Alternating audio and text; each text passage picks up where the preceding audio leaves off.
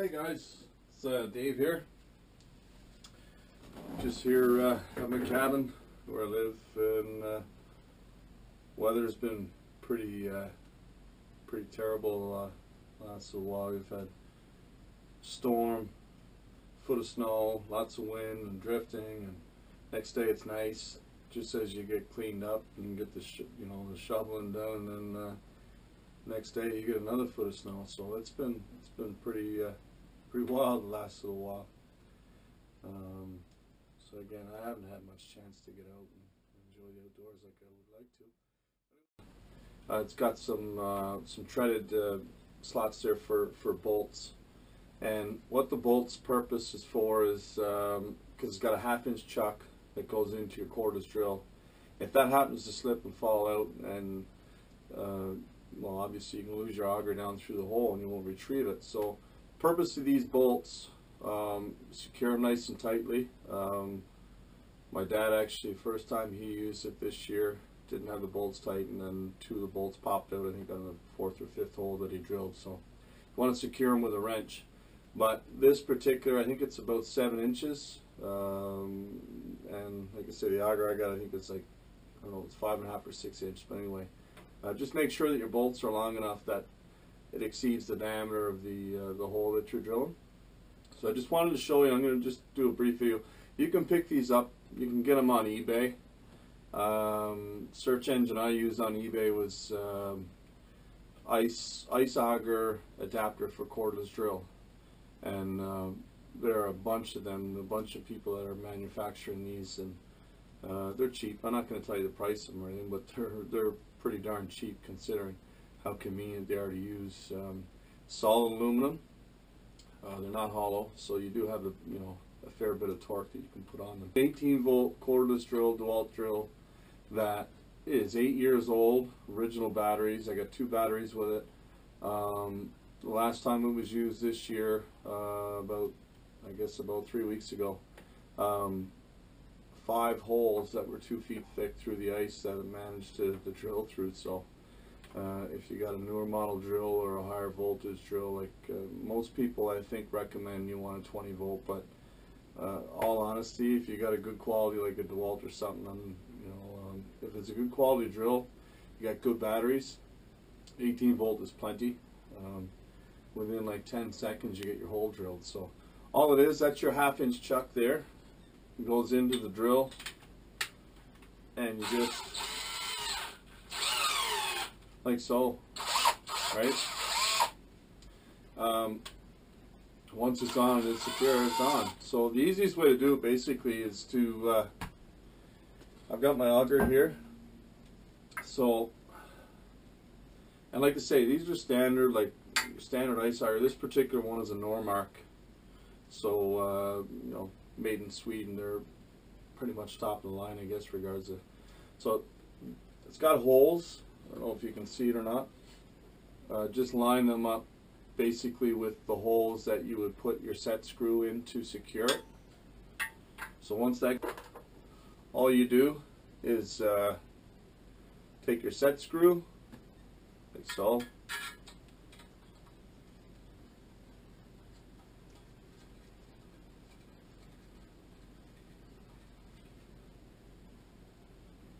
Once it comes snug, I always bring it back about a 1/4 turn. The reason being is if you get ice and snow after you've drilled a few holes or whatever, and it freezes, it's much harder to back it off, the set screw and so on, right? So, and then all you do is, like I say, you secure it.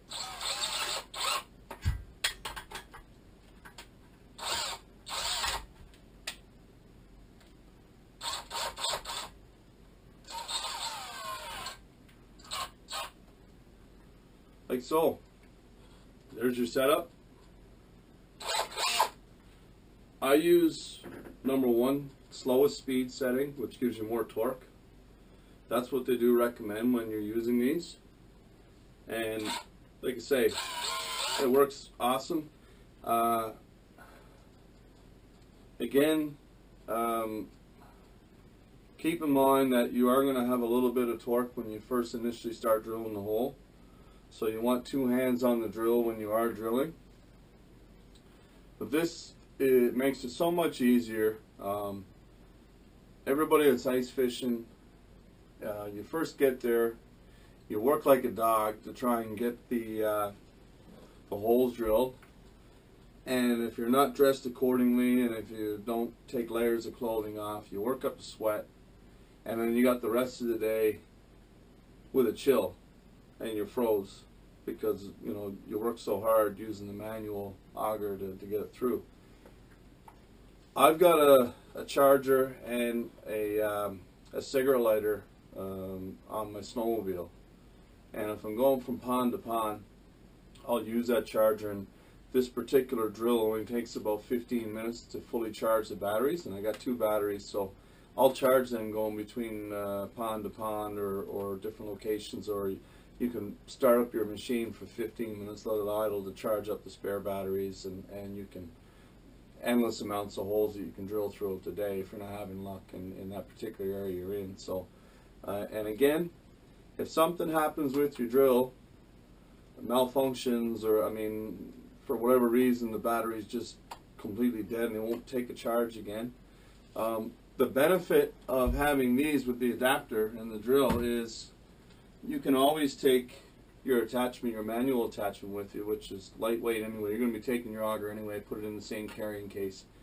So the advantage of having with the cordless drill adapter is that if something does happen to fail, you still have an alternate source to get your holes drilled. A lot of people that have gas-powered augers and whatnot, they will, well, if it gives out, you're up crap creek with no paddle because you've got no other alternate way of getting a hole through. So at least with this adapter and the cordless drill, if something does malfunction with your drill or the adapter, which I haven't had any issues since I've had mine, but you always have the backup of the manual, which will get you out of a jam if you travel 2 or 3 hours to get to where you're going fishing, and your gas auger doesn't work or whatever. You've always got this option. So that's that. Bear in mind, like it's something. It's an aftermarket thing that so it does rotate at a fairly fast speed, even on the lowest speed setting.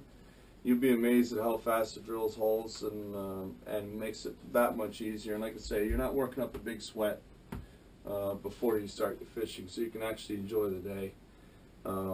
So you can drill, like here in Newfoundland and Labrador, for one particular person, it's 3 holes that you're allowed to fish with 3 lines. So if I go out for the day and if I'm having luck in the area, 3 holes in a particular spot, then that's enough for me. So I still got a spare battery to drill another half a dozen holes or whatever. So anyone out there got any questions or whatever about the drill adapter, just PM me or whatever, and I'll give you the details, and on like I said, on a particular site you can find them on eBay. So another thing I want to show you, I noticed that Rodney Newberry was making some tip-ups with vinyl siding and whatnot for ice fishing, and I've got the materials that I've had now for about a year to make them, but these are ones that my father made up in Labrador quite a number of years back, and we use welding rods. We drilled through the ice fishing pole, a particular size bit that would snugly fit these welding rods that fit in there nicely for a tip-up, and we painted the ends red just to make it a little easier on overcast or snowy days. But they slide in like so, and set them up over your hole. So, and of course they work as any other conventional tip-up, right? When a fish bites you, common sense stuff. Just thought I'd show you guys that. Another particular store-bought item that I use, these are pretty simple, and I got the orange jig on these with a lead weight sinker, they work well. They give you the depth as well, for fishing. If you're fishing a certain depth, whatever type of species you're fishing for, if it's a bottom fish or whatever, you got an idea on how many feet of water you're in. So I like these. They're lightweight, compact. They seem to be pretty strong. I think I've caught char through the ice on these that are about 5 pounds, so no issues with reeling or whatever. And they have a lock, so they're nice as well. This is the particular one that I will use if I'm fishing that particular hole, and I'll use the tip-ups, the homemade tip-ups on the other 2 holes that I'm fishing. So I just thought I'd share that with you guys. I'm hoping to get out sometime soon and get some video footage out and show you guys. I'm anxious to get out, and I don't know how long the season's going to be here this year. We've got a lot of snow. It's been an old-fashioned winter here in the East Coast, a lot like everywhere else in North America. It seems like we're getting a lot more precipitation, and we've had some cold temperatures as well. So it's been a crazy year for any outdoor enthusiasts that like to get out and snowshoeing and skiing and those sorts of things. But so anyways, thought I'd share that with you guys. It's not something like I say, it's a hobby for most people that like to get out and enjoy the outdoors, and that's a canvas bag. It's something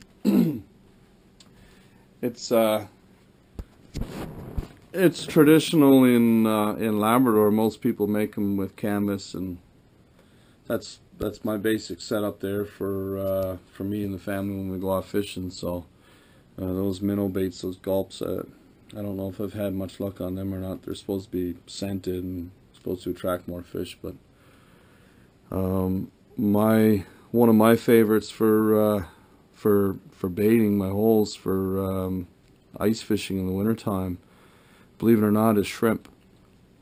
For catching brook trout and char and those types of species that we catch around here in northern Canada. Shrimp, I pick up a shrimp ring at any local store that's got them on sale for like $5 or whatever, and that shrimp ring will usually last me the entire winter. So you can refreeze, you can thaw and refreeze, it doesn't matter if the shrimp go bad or not. It's just a bait. But I have more luck on shrimp than I do worms, so anybody else out there that's wants to give it a try. I don't know if anyone else has tried shrimp or not for brook trout fishing in the wintertime, but I find it does work well. I guess the fish oil or whatever comes out of the shellfish and the orange color, the orange cast, or whatever attracts them as well, right? So, but anyway, that's that. Like I say, feel free to comment any suggestions or whatever regarding the ice auger adapter or anything I'm open to regarding trying new things with trying to catch a few trout. It's always a challenge, but it's always rewarding when you do get the chance to hook a few fish through the ice and go out and have a shore lunch and those sorts of things, and enjoying winter to our fullest, even though it's minus temperatures. It's always nice to get out. I think most people that are stuck inside throughout the winter months can't wait for summertime to come. Well, I'm not one of those. I'm an enthusiast that likes to go out year round. So anyway, thought I'd share with you guys, and thanks for watching. Hopefully sometime soon I'll have some good footage for you. Take care. Thanks for watching.